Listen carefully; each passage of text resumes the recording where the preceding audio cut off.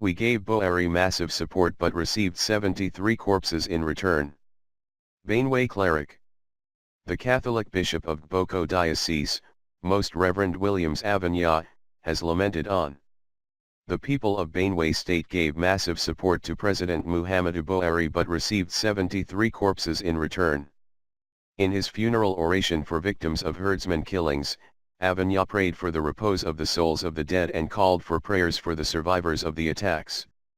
He also called on the government to beef up security. Okpen Leva, chairman of the Christian Association of Nigeria, CAN, in the state, urged Benue citizens to unite irrespective of tribe, political and religious differences in order to tackle their enemies. Leva described the attacks as a genocide that was targeted at exterminating the Tifs. Lawrence Onaha, former military governor of Katsina State, described the attacks as conspiracy against the indigenes and said it would be resisted. Also in a funeral eulogy, Joseph Waku, a former senator, said enough is enough to senseless killings in the state. James Ayetse, Tortif, alleged that the killings in the new year were signs of an ethnic cleansing agenda. He said the persistent attacks on Benue communities were worrisome, especially since the federal government failed to prevent reoccurrence.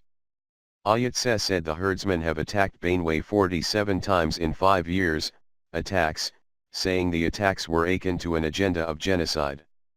I, therefore, call on the federal government to act swiftly by putting an end to these killings.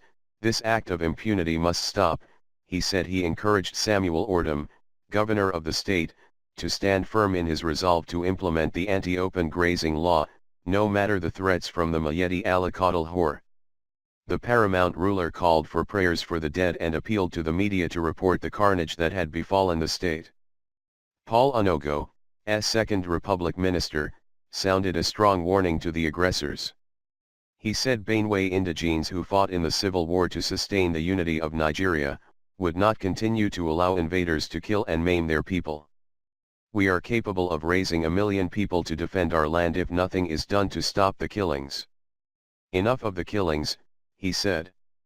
Akader Ezra, one of the survivors, said the herdsmen came in the night while they were asleep and started shooting sporadically. According to him, when his wife came out, the gun-toting men shot and killed her on the spot. Ezra added that when he ran out of the house, he was pursued, with machete cuts inflicted on his face and leg.